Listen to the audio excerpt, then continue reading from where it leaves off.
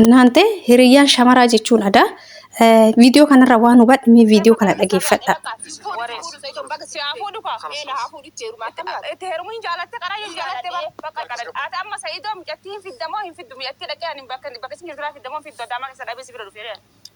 Ara dhugumaan bakka dhiisuun deemu bakka saada ariina mabiraana baay'ee jirti bar deeskan kalas gabaayee saada finfinnee way dhuftaniif maaliif mijatti barbaadaa kayina duuba deemiin aan jette jalaana kun mijattiin dubbooda yookaan mijatti rakkoo irra geessiti yookaan ofii rakkoo irra geessiti jedhee jala deemee dhufe yaasuu bira deemnaa yaasuun bakkee mijattiin jiru gudee roozaan jechuudha hadha kaleessallee sumayyaa akkasitti isii jaalattuun sababa dhayxee sumayyaa irratti sa'idoo jaalatteef sumayyaanis kan baay'ee isii jaalattu qalbiitti cabdee jirti jechuudha.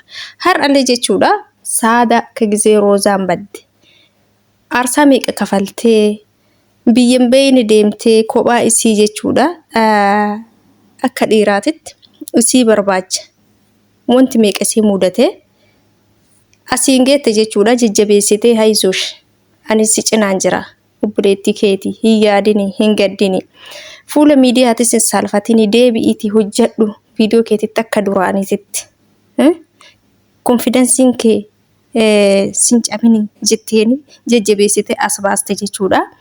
Har'allee sababa isiin sa'idoo jalaa hafi sa'idoon siif hin ta'u kana durallee dubartoota meeqa akkanatti jechuun subeetini dubartoonni meeqa biraa deemanii kanaafuu siif hin ta'u nama sii ta'u miti immoo akkasumallee sin barbaadu jedhee sitti hime maal irraa gocha jala deemtaa sababa isiin jetteeniif jechuudha har'a waan ofii jaalattee fi hin hinaaftee moo ofii jaalachuu barbaadda anaan gargar baastee kan jedhu jechuudha.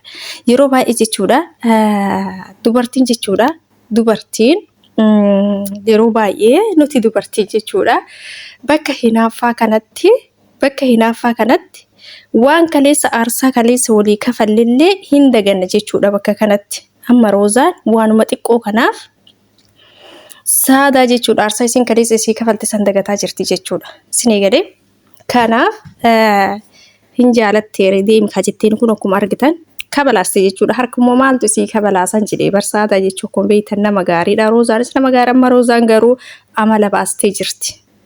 amala baastee jirti jechuudha. Maaliif namni cal'isuu takkachi amala baase hin danda'amu ka jedhan sun dhugamaa jechuudha. Kanaaf roozaati yaawwanne si gorsuu jiraate isinis obboleeyyammee koomentii jalatti yaaduma isinitti waan isin fakkaate kaaya har'a jechuudha.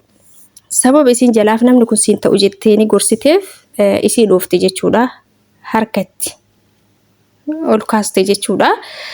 Borummoo namni kun yoo isii hin taane akkuma isin har'a jettu kan wayi odoo kaleessa hiriyaati gorsisiisan dhaga'ee har'a silaa akkana hin ta'u gaafni jettu ni dhufa jechuudha. Garuu ammaaf isii kaleessa aarsaa isii kafaltisan dagattee jirti isuma argachuu qofaaf. Bakka isuma malee wanni biraatti mul'atu misi jechuudha. Miidhaa yookaan booda isii miidhamtu itti mul'ataa jiru jechuudha amma roozaa. Saadaan garuu waan booda dhufu itti mul'ataa jira jechuudha. Roozaa garuu qalbiin isii akka qalbii daa'imaati waan boru isirra gahuu hedduu waan isirra gahuuf deemu san ufaafotti xiinxallitee hin laalle jechuudha. Saadaan garuu karaan isiin irra jirtu kun akka sirrii hin taane itti himaa jirti jechuudha. Akkuma dhageeffattan dheengadda sagaleen isii kaa'eef baqqaana jalaa hafi jedheeni jira jechuudha.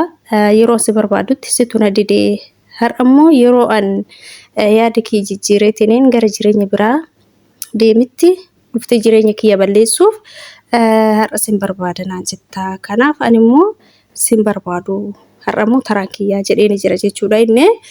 Kanaaf asumattuu isaanis wal dhabde roozaan jechuudha asitti saadaanis wal dhabuu hedduu jechuudha.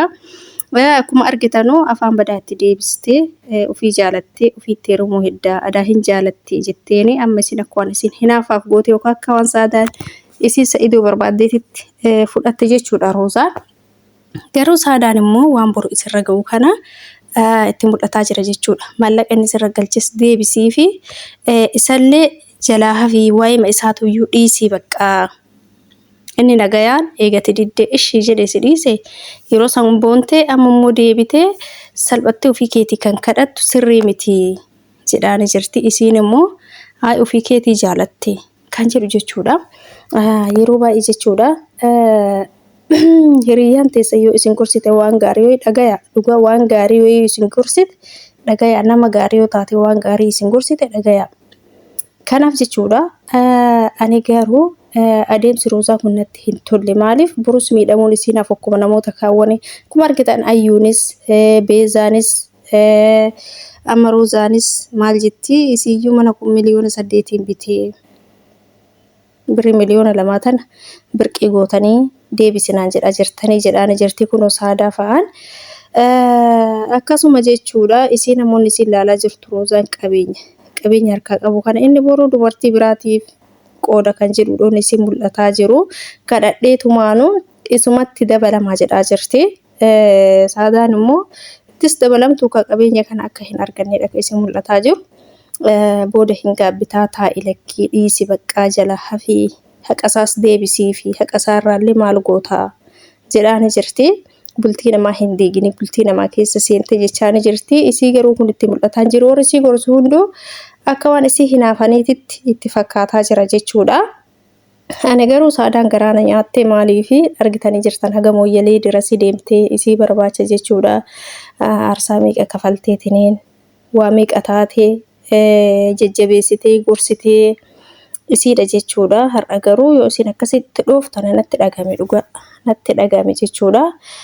Hiriyyaa wanni jedhamu eessa jira? Hiriyyaa wanni jedhamu qofa isa kami kan jedhu haga gaafinatti ta'u darasii ga'e jechuudha. Dhugaa nama ajaa'ibaa.